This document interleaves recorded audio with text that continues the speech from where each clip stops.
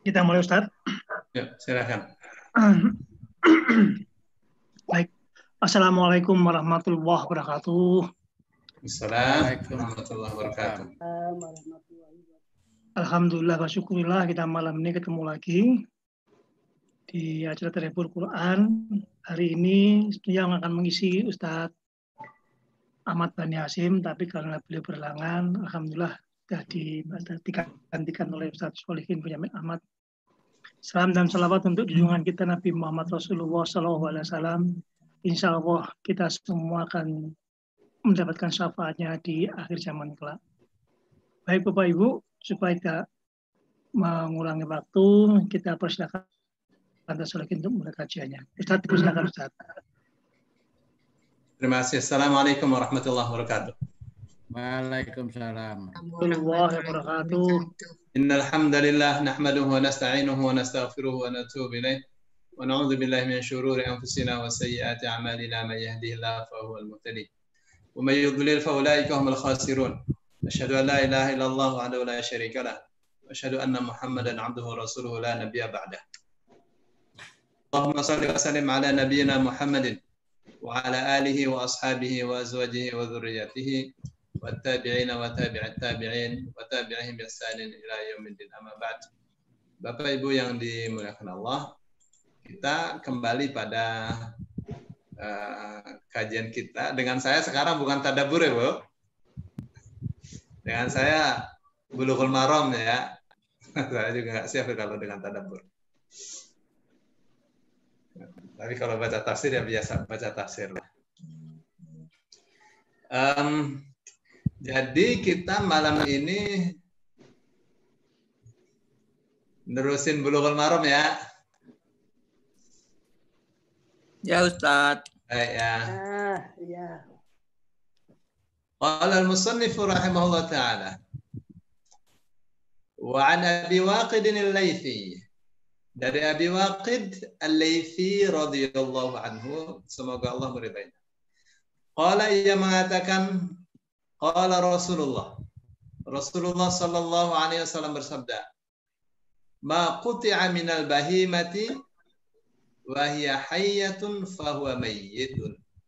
Ma quti'a, apa yang dipotong, minal bahimati dari binatang, wa hiya hayyatun sedang ia hidup, fa huwa mayyitun, maka yang dipotong itu adalah bangkai. Akhrajahu Abu Dawud dan Tirmidzi. Hadisnya direkam oleh Abu Dawud dan Tirmidzi. Wa hasanahu wa lafdhu lahu. Tirmidzi menghasankan hadis ini dan lafaznya ada dalam Tirmidzi.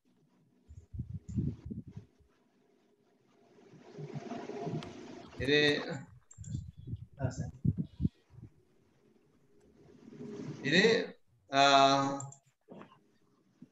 mudah untuk difahami ya. Jadi apa yang dipotong dari hewan hidup itu bangkai. Misal ya, sapi diambil pantatnya aja yang gede. Atau daging bagian punuknya. Sapinya masih hidup, nggak boleh itu. Ya. Hukumnya najis, bangkai. Ya. Di zaman ternyata masih ada model-model seperti itu. Yang paling ngeri itu orang Thailand ya. Jadi kepala monyet itu ditaruh di meja ya, di bawah meja. Meja ada lubangnya gitu. Kepalanya dimunculkan gitu, ditepas. Terus dimakan otaknya. Ya.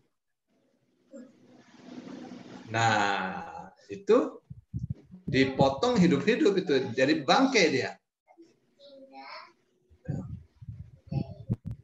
Masih sekarat itu. Sapi misalnya diambil buntutnya aja, Ya buntutnya ya bangkai, sapinya masih hidup sih. Ya.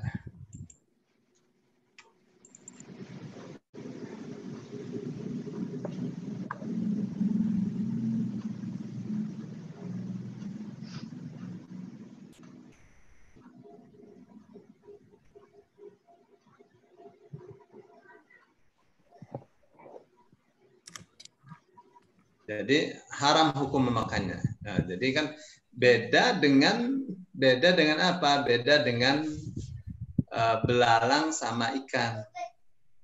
Ya itu aja tuh. Ya, kalau belalang sama ikan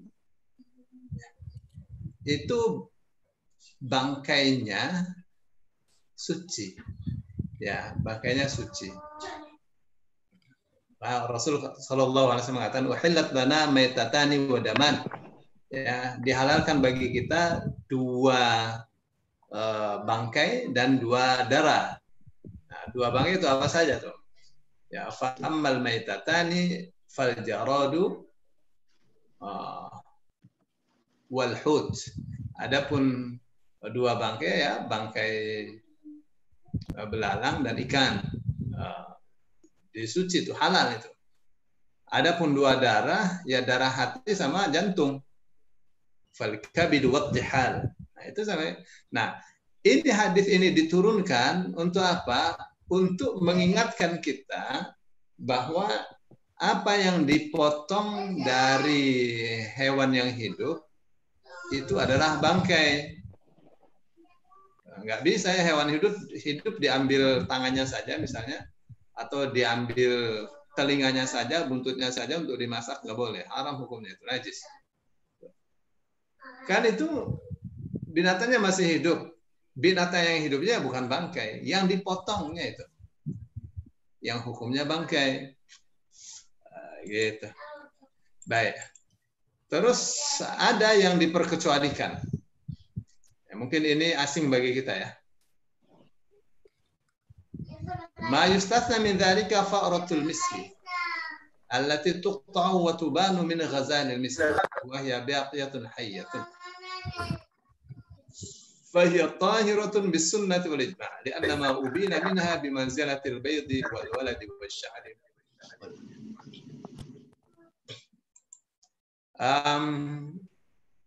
Itu tentang minyak misik ya. Jadi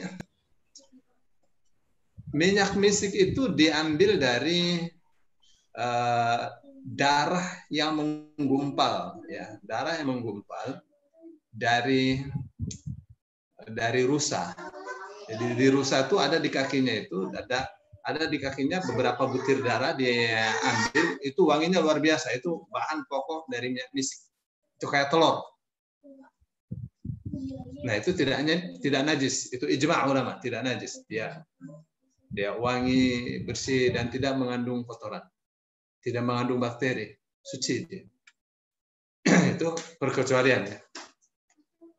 Itu karena kayak telur aja dia.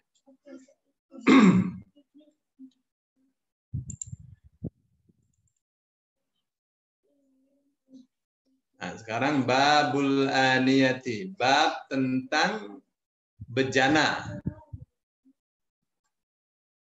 Kenapa ini dimunculkan? Ya setelah air kan ada urusannya dengan bejana kan. Ya, airnya ditaruh di mana? Airnya ditaruh di tempat yang suci, airnya suci. Tempat yang najis, airnya kena najis dong. Nah, di sana ada bejana yang dipandangnya dalam Islam berlebihan. Ya, misalnya gelasnya pakai emas, pakai perak, itu dipandang berlebihan dalam Islam.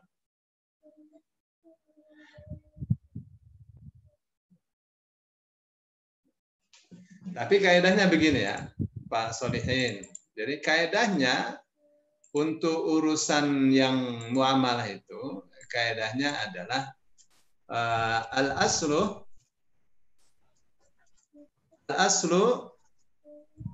fil asya'i al-ibahatu. Gitu. Illa ma dallad dalilu ala khilafihi. Ini kaidah hukum nih. Ya. Apa nih artinya? Al-aslu pada dasarnya fil asya'i dalam segala sesuatu itu al-ibahatu boleh. Segala sesuatu pada dasarnya hukumnya boleh. Kenapa? Karena Allah mengatakan huwallazi khalaqalakum ma fil ardi jami'an. Dialah yang telah menciptakan untuk kalian apa yang ada di bumi ini semuanya. Semua yang ada di muka bumi ini Allah ciptakan untuk manusia. Jadi pada dasarnya segala sesuatu boleh, itu hukum asal itu. Illa ma dallad dalilu ala khilafi, kecuali apa yang dalil menunjukkan atas perbedaannya. Maksudnya atas perbedaannya itu ada sesuatu yang di mana dalil menunjukkan bahwa itu bukan boleh. Maksudnya khilaful asal berbeda dengan asal hukum. Ya. Bukan boleh itu bisa wajib, bisa sunnah, bisa makruh. Ya. Bisa haram. Gitu. Ya. Jadi sekarang kita mau bicara tentang apa nih? Mau bicara tentang bejana. Kembali ke asal, pada dasarnya semuanya boleh. Ada dalil yang mengatakan bahwa itu bukan boleh. Itu bertentangan atau berbeda dengan hukum asalnya. Baik, untuk mengatakan bahwa pisang itu haram, ya harus ada dalil. Tapi kalau untuk mengatakan apel itu halal, tidak usah ada dalil. Kenapa? Karena memang asalnya segala sesuatu itu boleh, termasuk apel. Ya. Ganja, mengatakan bahwa ganja itu haram, harus pakai dalil, harus ada dalil. Gitu. Nah, kalau ada dalil bahwa itu haram, ya udah, orang mengatakan ini halal jadi kalah karena ada dalil bahwa itu ternyata haram. Gitu ya. Baik. Jadi sekarang kita mau berbicara perkecualian ini ya, tentang bejana ya. An Hudzaifah bin Yaman, dari Hudzaifah bin Yaman radhiyallahu anhu, semoga Allah meridhoinya. Qala, yang mengatakan, qala Rasulullah sallallahu alaihi wasallam bersabda, la tashrabu fi aniyati adh-dhahabi wal fiddati. Janganlah kalian minum fi aniyati adh-dhahabi. Bukan artinya di dalam bejana emas, enggak. Fi itu bimana bi. Janganlah kalian minum dengan wadah dari emas wal fiddati dan perak. Gelasnya pakai emas, gelas pakai perak, nggak boleh. Islam mengatur supaya manusia tidak berlebihan. Ya, ini minum kok pakai gelasnya pakai emas. Ya, di sana masih ada orang kelaparan. Udah emasnya dijual aja, dibagi-bagikan ya supaya berputar. Uangnya berputar kepada masyarakat. Ya, tidak diam jadi gelas. Wala ta'kulu fi sihafihima. Dan janganlah kalian makan dengan sihaf itu nampan ya, dengan nampan atau piring dari emas dan perak. Fa innaha lahum fid dunya, karena bejana dari emas dan perak untuk makan dan minum itu adalah untuk orang kafir di dunia.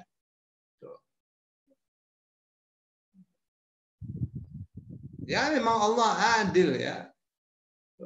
Orang kafir masih silahkan aja. Ya. Di akhiratnya mereka nggak dapat. Walakum fil akhirati, dan untuk kalian di akhirat. Muttafaqun alaih, hadisnya diriwayatkan oleh Bukhari dan Muslim dari satu jam. Ya, jadi haram hukumnya makan dan minum dengan bejana dari emas dan perak. Ya. Dengan piring atau mangkok terbikin dari emas dan perak. Nggak boleh. Ya. Kenapa haram? Karena memang dilarang. Ya.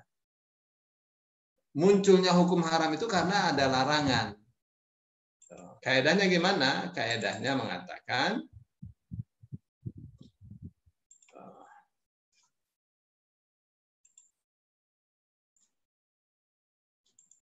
Kaidahnya nih. Maaf.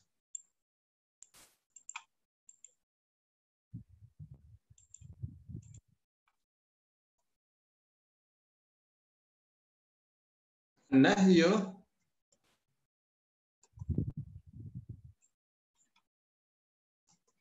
yaqtadi at-tahrim. Gitu. Ya, jadi larangan itu menunjukkan pengharaman. Ya. An-nahyu yaqtadi at-tahrim.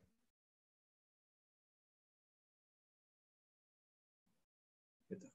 Ya, jadi ya an-nahyu yaqtadi at-tahrim. Larangan itu menghendaki pengharam.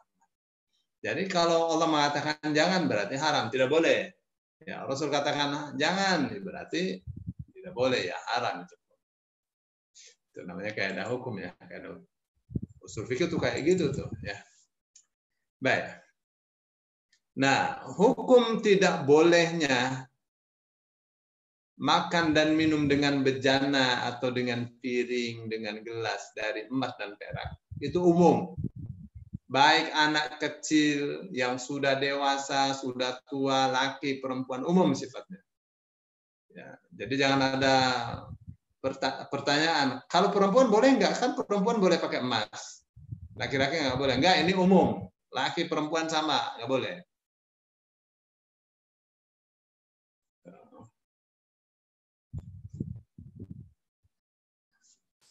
Jadi memanfaatkan emas dan perak untuk makan, minum, ya itu sifatnya umum ya.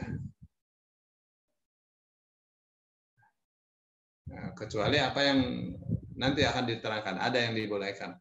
Ya, kok bisa begitu? Memang namanya hukum itu ya. Hukum itu kaidahnya begini deh. Hukum itu gini. Kemarin saya katakan hukum itu berlaku pada kasus-kasus normal. Untuk kasus yang tidak normal ada hukumnya tersendiri.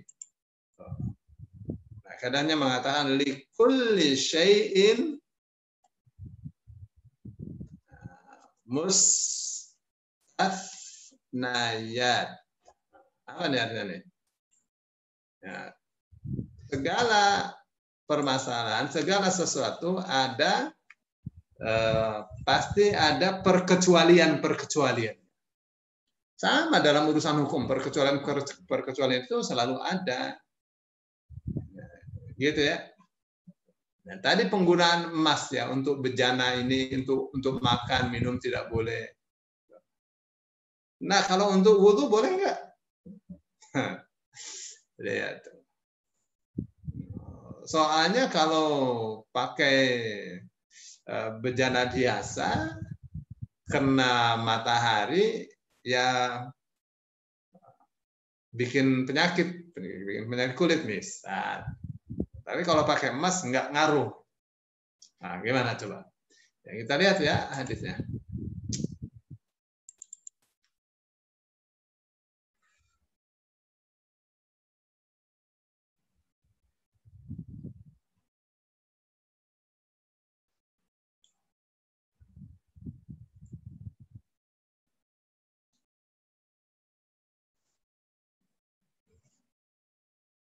Nah, sekarang ya, ini penulisnya dia katakan gitu. Itu kalau ini emas ya, ada emas batangan,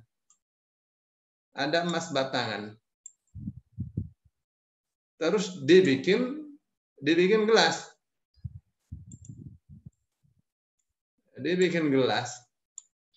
dibikin piring. Dibikin gelas, dibikin piring, memang dipakai gitu. Dipakai untuk makan, dipakai untuk minum. Terpakai, jadi ada gunanya. Tuh, bagaimana kalau untuk dibikin pot aja itu? Pot bunga? Atau ditaruh untuk perhiasan saja? misalnya dijadikan barang antik untuk taruh di museum, gimana tuh hukumnya tuh? Nah, itu bagian dari yang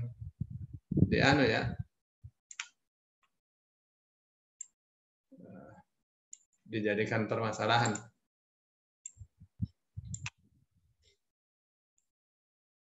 Ya, ini misal aja ya.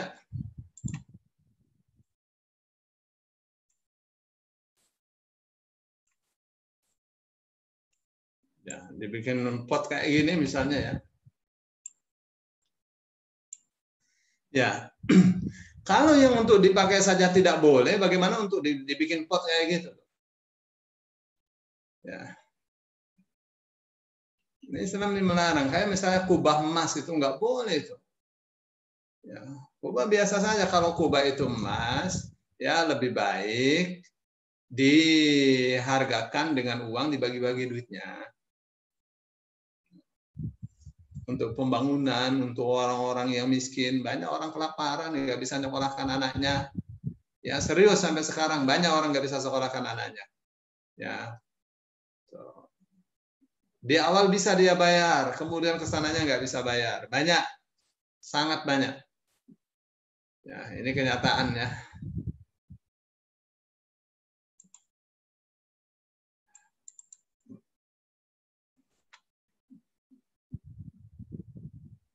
Baik, tadi Allah mengatakan fa'innahuma lahum fid dunya wa lakum fil akhirah.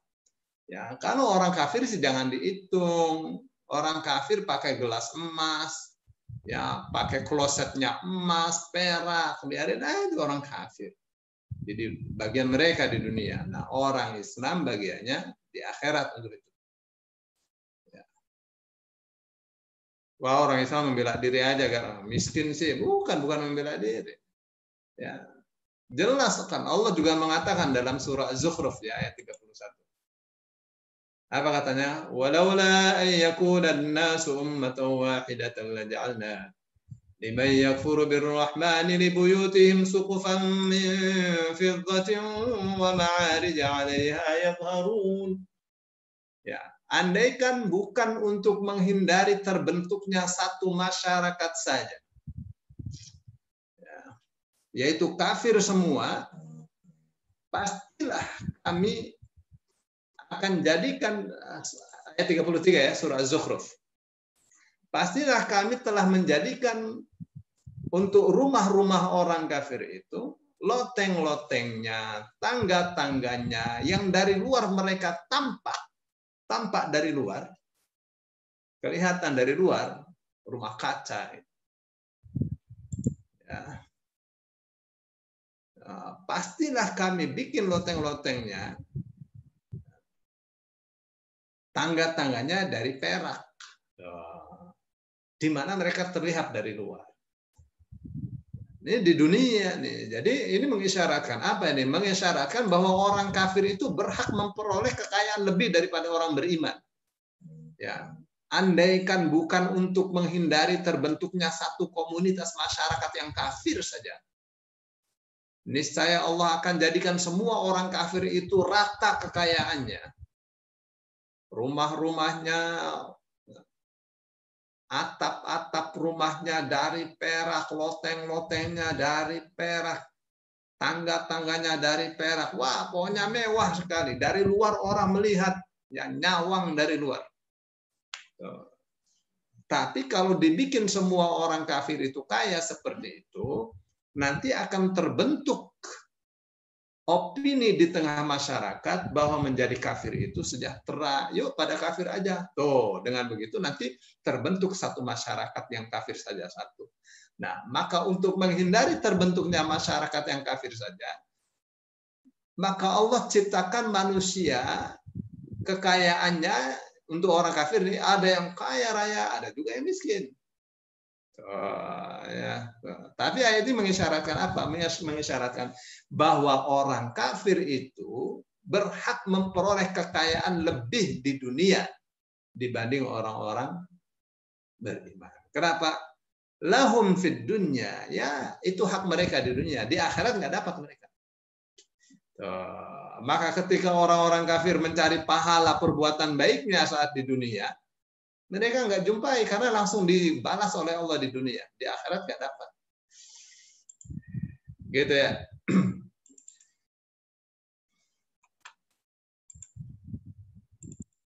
Ini tadi nih ayatnya.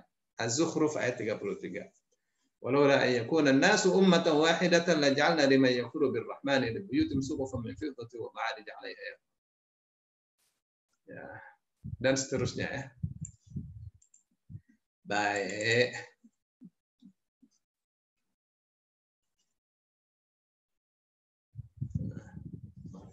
Nah, bagaimana kalau penggunaan emas dan peraknya ini hanya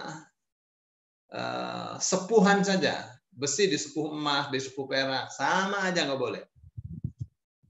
Misal, gelas ini sebenarnya dari besi, disepuh emas, disepuh perak, nggak boleh.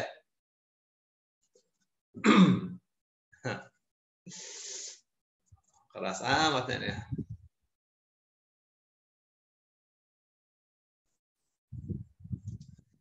Wa an Ummi Salamah, dan dari Ummu Salamah radhiyallahu anha, semoga Allah meridainya. Qalat, ia mengatakan, qala Rasulullah sallallahu alaihi wasallam bersabda, alladzi yashrabu, orang yang minum, fi ina'il fiddati, dengan bejana atau dengan gelas, dengan wadah dari perak, innama yujarjiru fi batnihi nar jahannam.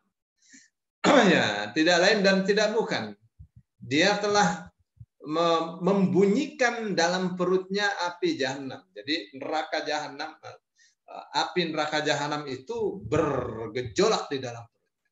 Ya. Nah, gejolaknya itu menimbulkan bunyi, itu namanya yujarjir. Jadi menunjukkan apa nih? Menunjukkan haram. Ya. Kalau orang yang minum dengan bejana dari perak, dengan wadah dari perak, itu sama saja dengan membakar api jahanam di dalam perutnya, ya berarti haram itu hukumnya, jangan.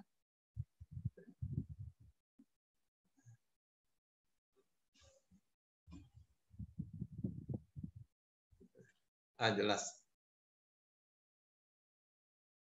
Baik. Sampai di sini dulu. Supaya terjadi dialog, tanya jawab. Nanti kalau tidak ada tanya jawab, kita baca lagi. Waktunya masih, saya sampai jam 9 aja ya. Silakan.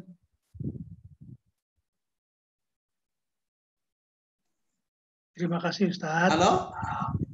Terima kasih Ustadz. Teman-teman silahkan untuk bertanya. Waduh. Luar biasa, Bu Nini tidur nih.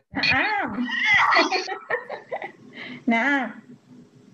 Assalamualaikum ya Ustadz.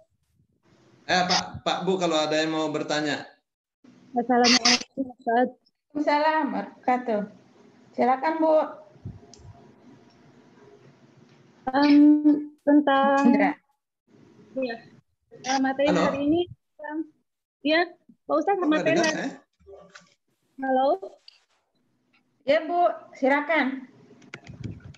Berhubungan dengan materi hari ini tentang emas dan perak, ya, gunakan sebagai alat makan atau minum, ya, dan juga tidak dipergunakan untuk benda-benda lainnya, sebaiknya digunakan untuk hal-hal yang lebih bermanfaat ya.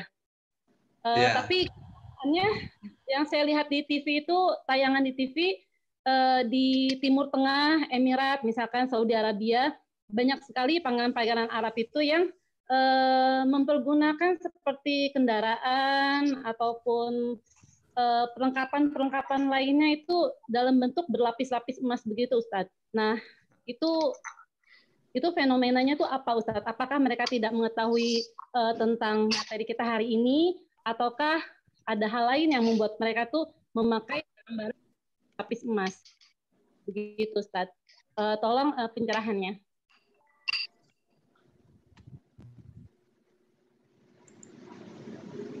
Mikrofon.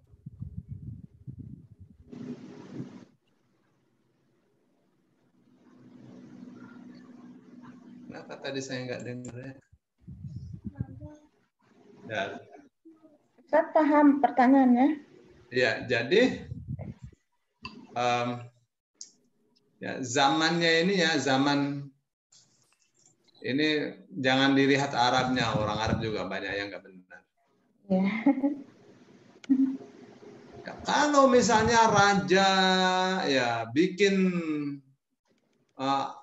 Al-Quran ditulis dengan tinta emas, terus apa namanya covernya dibikin dari emas. Tuh, kata Imam Malik biarin aja daripada untuk sesuatu yang mungkar. Ya, karena kalau tidak disalurkan ke situ, dia akan salurkan ke sebelah kiri. Orang-orang kaya tuh ya. Tapi ya kayak misalnya tiang-tiang dilapisi dengan emas segala, itu enggak seyogia seperti itu. Enggak boleh mestinya. Nah, kalau ikut ajarannya.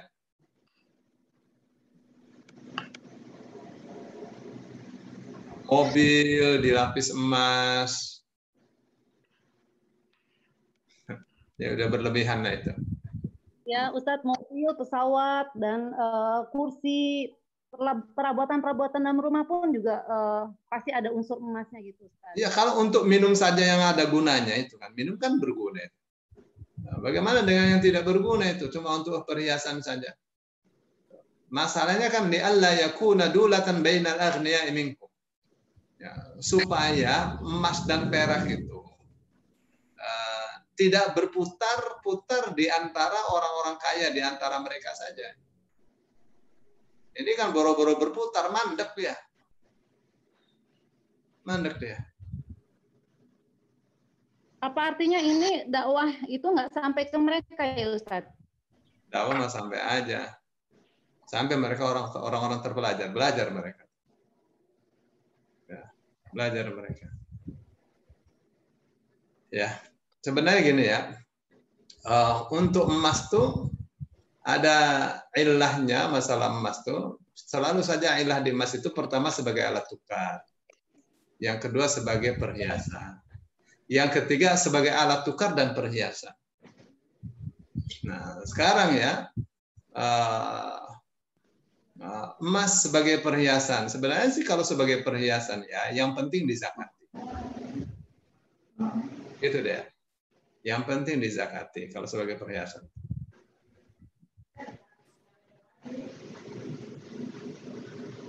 Nah, yang hadis tadi itu mengisyaratkan kepada kita penggunaan emas untuk minum, untuk makan, ya itu dilarang. Maka penulisnya Syekh Al-Bassam mengatakan kalau yang dipakai yang berguna saja dilarang itu penggunaannya. Bagaimana kalau ditaruh hanya untuk perhiasan saja? Nah, ya untuk pot segala misalnya. Tapi selalu ya untuk urusan fikih ini khilaf antar para ulama. Kenapa? Karena untuk urusan emas ini yang penting dizakati. Yang penting dizakati. Kan ini bukan untuk makan, untuk minum gitu. Yang ada itu kan untuk makan, untuk minum, hadisnya tuh. Jadi kalau kita kembali kepada asal, mestinya sih boleh kalau bukan untuk makan, untuk minum. Ya, misalnya hanya sekedar untuk perhiasan. Kan perhiasan boleh. Kembali ke hukum asal. Ya, hukum asalnya segala sesuatu boleh, kecuali ada dalil yang mengatakan bahwa itu bukan boleh. Ya, emas untuk perhiasan boleh. Itu ya, bisanya terjadi khilaf antar para ulama. Emas untuk perhiasan boleh, yang penting dizakati. Ya, samanya ibu-ibu menyimpan emas di lemari gitu, 1 kilo, 2 kilo. Baik emas itu perhiasan maupun emas batangan. Boleh nggak? Ya, menyimpannya kan boleh, meskipun banyak. Ya, meskipun banyak banget 1 kintal misalnya, boleh. Tuh, yang penting dizakati. Tuh, yang penting dizakatinya itu tuh. Ya, kayak kubah emas itu khilaf antar para ulama. Dia mengatakan boleh, dia mengatakan tidak boleh. Kalau model saya, kalau menurut saya nggak boleh, berlebihan. Ya. Berlebihan kalau menurut saya. Karena apa? Kalau fungsinya hanya sekedar perhiasan begitu, ya ada cara yang lebih baik ya. Bukankah lebih bermanfaat kalau emasnya itu dibagi-bagikan, ya, supaya emas itu harganya berputar ya di tengah-tengah masyarakat banyak yang sedang membutuhkan. Gitu deh. Ya, tapi ini pendapat saya ini bisa salah ya. Maaf Ustadz, boleh tanya sedikit lagi? Boleh, silakan. Kalau misalkan emas yang kita jadikan perhiasan di dalam rumah itu terus membuat orang lain merasa sakit hati atau merasa iri, itu bisa bikin kita berdosa nggak ya? Ya irinya berdosa lah. Irinya yang berdosa. Orang kita pakai perhiasan kok jadi iri. Irinya yang berdosa. Iri itu boleh untuk kepada orang yang berilmu dan ilmunya dia lakukan. Ya, dia laksanakan. Yang kedua, iri itu boleh kepada orang kaya yang hartanya dibelanjakan di jalan Allah. Itu baru boleh iri kepada dua orang. Ya, atau kepada seorang hakim yang adil, pemimpin yang adil. Boleh kita iri. Ya, selainnya mah nggak boleh. Ya, Bu ya. Ya Ustaz, terima kasih. Sama-sama. Ada ya orang ya kalau ada tetangganya beli mobil, dia buru-buru kapan kita beli mobil lagi. Ya, tetangganya punya mobil 2, dia cepat-cepat punya mobil 2 yang lebih bagus. Ya, tetangganya renovasi rumah, nggak lama setelah itu renovasi besar-besaran. Ya, seperti kentara sekali. Nah, itu tuh yang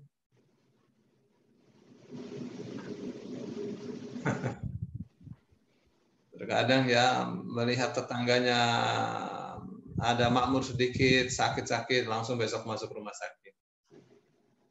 Ada model-model kayak gitu. Ya bukan salah tetangganya lah, salah dia. Kenapa iri? Saya kira itu ya. Kalau ada lagi yang mau bertanya, kalau enggak kita terusin deh bacaannya. Ya, di chatting Ustaz. Ya Pak. Di chatting ada pertanyaan dari Bu Nana. Oh ya, di chat ya. Kalau ari-ari atau plasenta hewan, misal ari-ari kambing atau rusa, apakah itu halal? Ari-ari halal lah. Karena banyak dijual sebagai suplemen kesehatan, halal dia.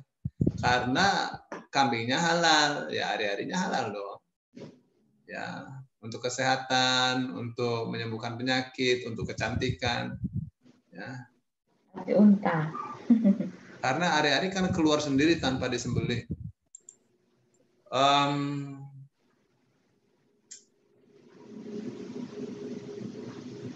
Ya, dia tidak najis.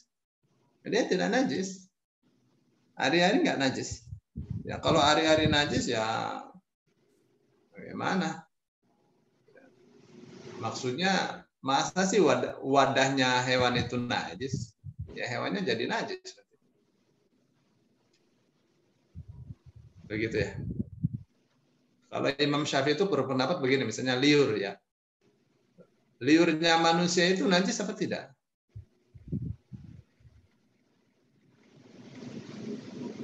Ya masa sih liur manusia najis, memang manusianya najis. Gitu.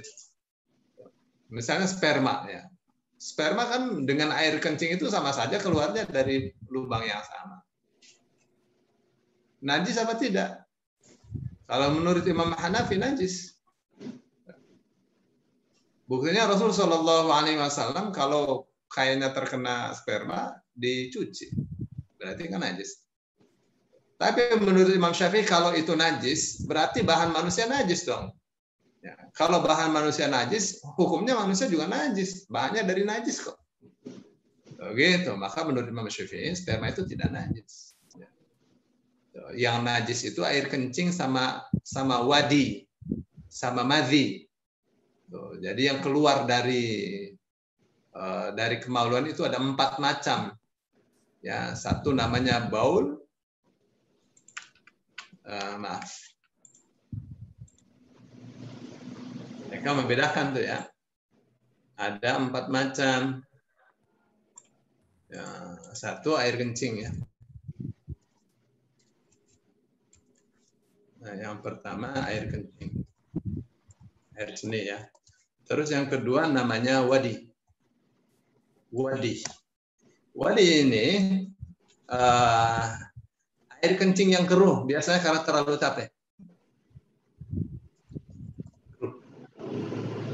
Ada namanya madhi.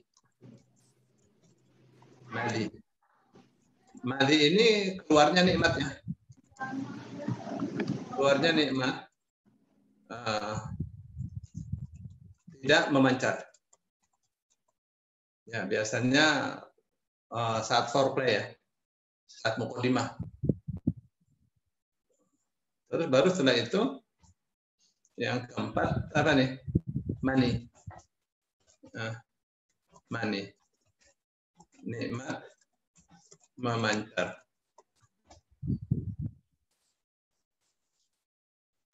Gitu ya. Nah, yang 3 ini najis. Yang ini tidak. Yang ini tidak, karena ini bahannya manusia. Kalau bahannya manusia najis, ya manusianya jadi najis. Pendapat siapa? Pendapat Imam Syafi'i. Nanti kita akan jumpa ya. Baik. Nah, macamnya plasenta. Tuh, ya kan beda. Jadi kalau pantat ditepas untuk digoreng, ya itu hukumnya najis karena dia bangkai. Tapi kalau plasenta kan keluar dengan sendirinya, ya. Terpisah. Enggak najis ya.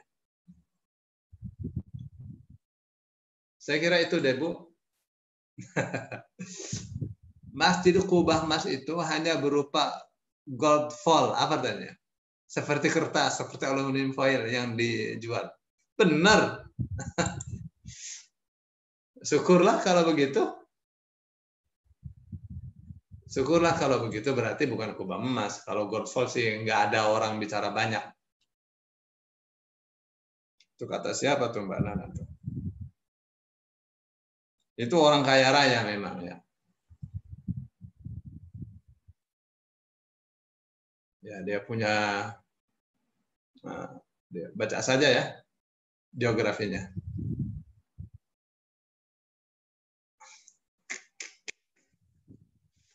Ya, syukur kalau kata pengurusnya begitu. Ya, syukur. Tapi kalau begitu mah nggak bakal bikin heboh seluruh dunia lah. Kalau cuma kayak aluminium foil mah nggak bakal bikin heboh. Dan tidak juga akan disebut sebagai kubah emas kalau bukan emas. Ya. Banyak yang niru-niru nggak sebagus itu. Tapi wallahu a'lam, nggak tahu saya. Kenyataannya. Baik. Jika tidak ada pertanyaan lagi, saya akan bacakan ini satu hadis. Wa an Ibnu Abbas, dari Ibnu Abbas radhiyallahu anhuma. Semoga Allah meridhoi keduanya. Huma ini keduanya. Siapa nih? Abdullah sama Abbas. Abdullahnya sahabat Rasul, Abbasnya sahabat Rasul. Ya. Abbas ini pamannya Rasul sallallahu alaihi wasallam. Jadi Abdullah dengan Rasul itu sepupu. Ya. Qala, yang mengatakan qala Rasulullah. Rasulullah sallallahu alaihi wasallam bersabda, "Idza dubighal ihab." Apabila disamak al-ihabu kulit itu, faqad tahura, maka sungguh ia telah suci. Akhrajahu Muslim, hadisnya diriwayatkan oleh Imam Muslim. Wa indal arba'ati, dan dalam riwayat 4 imam. 4 imam berarti siapa tuh? Abu Daud, Tirmidzi, Nasai, Ibnu Majah, ashabus sunan. Jadi kitab Bulughul Maram ini dia kasih kasih rumus. Misalnya rawahu tsalatsa diriwayatkan oleh 3 imam. Nah, berarti siapa nih? Bukhari, Muslim plus Imam Ahmad. Nah, gitu. Kalau diriwayatkan oleh 4 imam, nah, berarti apa? Ashabus sunan. Ashabus sunan itu mereka yang menulis sunan, kitab-kitab sunan. Ya, siapa saja? Abu Dawud,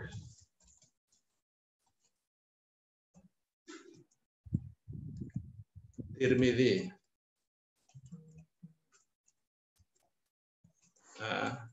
Nasai, Ibnu Majah. Nah, gitu. Kalau misalnya rawahul khamsah diriwayatkan oleh 5 imam, berarti siapa? Kalau 5 imam berarti ashabus sunan 4 ini 4 plus Imam Ahmad. Gitu. Diriwayatkan oleh 5 imam gitu. Rawah sittah diriwayatkan oleh 6 imam. Ya, kalau rawah sittah 6 berarti siapa tuh? 4 ditambah Bukhari, Muslim. Gitu. Kalau rawah sab'ah ya 5 ditambah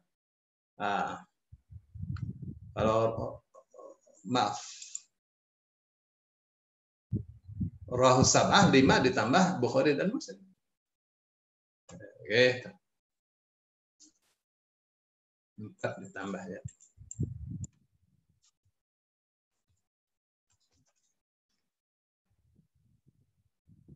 Saya kembali ke sini ya.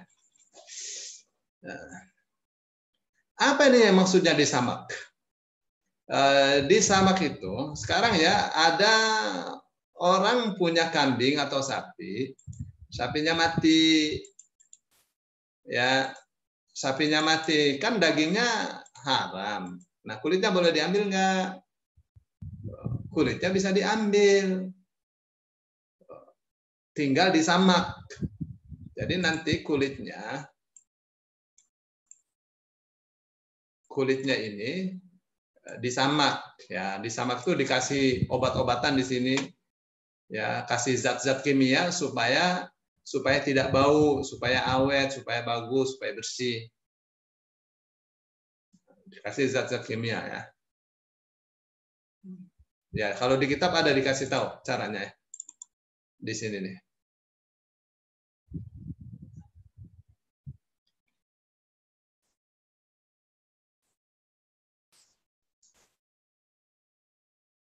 Ya, dia katakan disamak dengan zat khusus, ya, supaya baunya hilang, supaya bisa dibentuk, dibikin ember, dibikin sepatu, dibikin macam-macam. Ya. Ini ada yang bertanya, kalau kulit ular, biawak, buaya disamak, apakah boleh digunakan sebagai tas, dompet, ikat pinggang? Ya, itu kan bangkai juga najis, ya. Tapi kalau disamak kulitnya, jadi tidak najis. Nah, sekarang buaya, biawak, khilaf antara para ulama. Khilaf antara para ulama, ada yang mengatakan ya ini apa namanya, dia hewan yang tidak boleh dimakan, maka jadilah hukumnya najis. Gitu ya. Tapi kalau hemat saya nggak najis, karena ular tidak najis, boleh.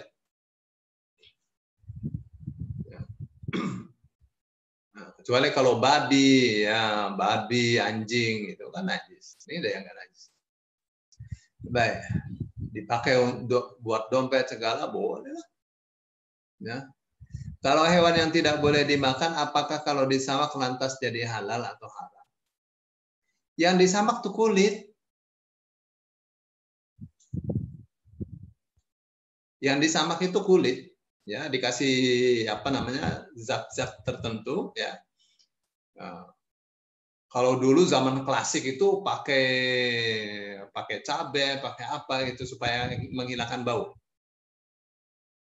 Sekarang ada teknik tersendiri, lebih rapi, lebih bagus. Nah, yang disamak itu kulit, bukan daging. Nah, kulit aja untuk dibikin bejana, dibikin hiasan, dibikin sepatu, kulit, Pak. Jadi bukan untuk dimakan. Sekarang ya sudah jadi kulit, sudah jadi sepatu gitu, terus diolah jadi makanan. Apakah halal? Ya tergantung. Tergantung. Ya, kalau memang asalnya, tapi masa sih ada orang makan sepatu kulit ya? Ya benar. Baik, itu ya. Jadi boleh dari buaya, dari kulit buaya, kulit ular boleh. Ya. Disamak kulitnya ya. Kenapa? Karena hadisnya mengatakan, lihat. Ayyuma ihabin dubigha faqad tahura. Nah, ini dia nih. Ayyuma ihabin dubigha faqad tahura. Ya, kulit apapun kalau disamak maka suci. Maka suci. Tapi bukan kulit babi ya. Jadi tetap ada perkecualinya, kecuali yang najis. Babi, anjing.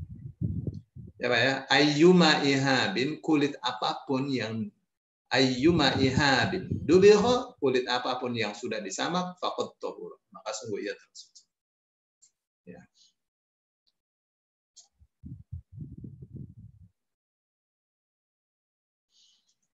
Ini hadisnya menguatkan ya. Dibahul juludil maitati tuhuruha.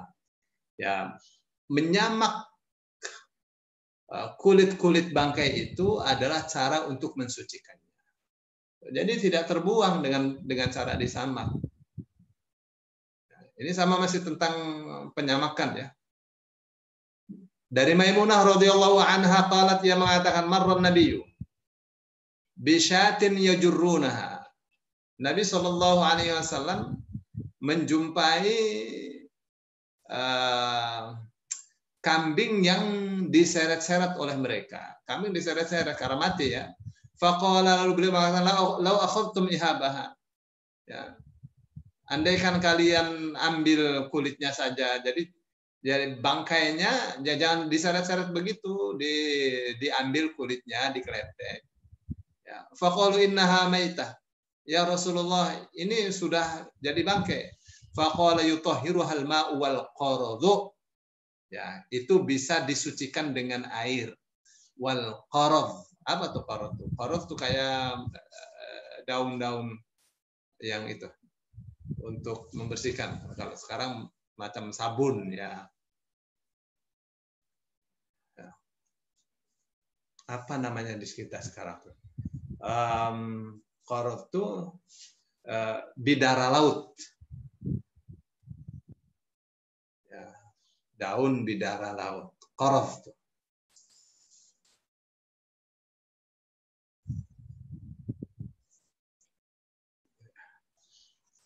Jadi dibersihkan, terus diambil daun bidara laut, terus dibebek gitu ya, dibebek, terus dibalur-balurin. Nah itu nanti dia bersih, ya. Bersih dan tidak bau. Jadi tidak terbuang, yang dibuang dagingnya aja. Ya. Kulitnya untuk apa? Bisa untuk wadah. Untuk bikin bejana, bikin ember. Baik, ini sudah jam 9. Saya mau ke Malang nih malam ini.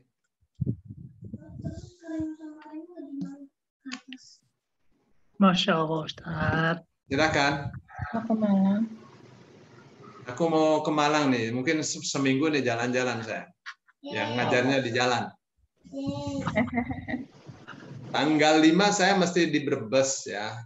Ada syekh saya. Jadi macam reuni dengan santri-santri waktu belajar di Mekah.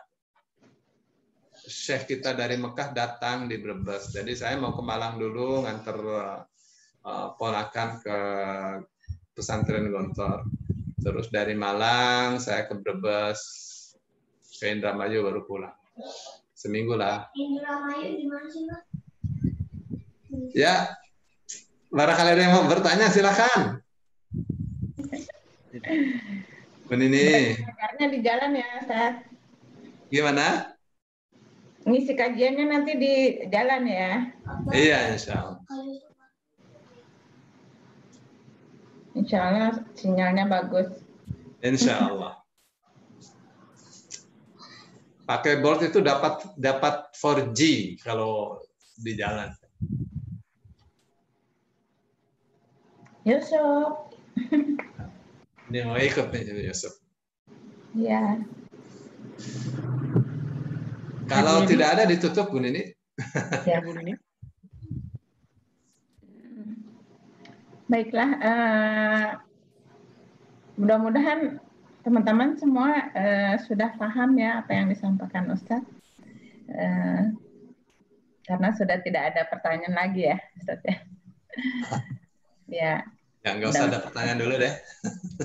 Ya. Baiklah, kalau begitu terima kasih Ustadz sudah menjelaskan kepada kami mengenai apa itu kulit binatang-binatang yang kita anggap halal gitu ya. Teman-teman juga kami berterima kasih atas kehadirannya di kelas ini. Mudah-mudahan ilmu yang disampaikan Ustadz bermanfaat ya untuk kita semua dan kita sampaikan kepada yang lain juga ya. Baiklah. Kita tutup dengan baca alhamdulillah Alhamdulillahirrahmanirrahim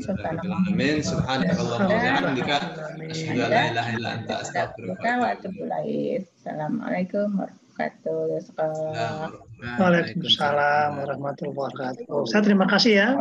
Hati-hati Ustadz di jalan. Ya, makasih Pak. Terima kasih Pak Ustadz. Sama-sama Bu Indah. Aduh Bu Indah baru kelihatan nih. Ada terus Pak Ustadz. Kayaknya udah setahun nggak ikut ya Bu Indah. Ada Pak Ustadz, ada terus. Insya Allah ada terus. Ngumpet. Terima kasih Pak Ustadz. Ya, makasih Pak Ustadz, Bu Nini, Pak Fahri. Sama-sama. Sama-sama Bu. Iya. Nah, lihat tadi. Ya, saya kunci Ustadz. Monggo, gembok aja nih orang nih pada mau ngobrol terus. Udah. Hati di jalan Pak Ustadz. Makasih.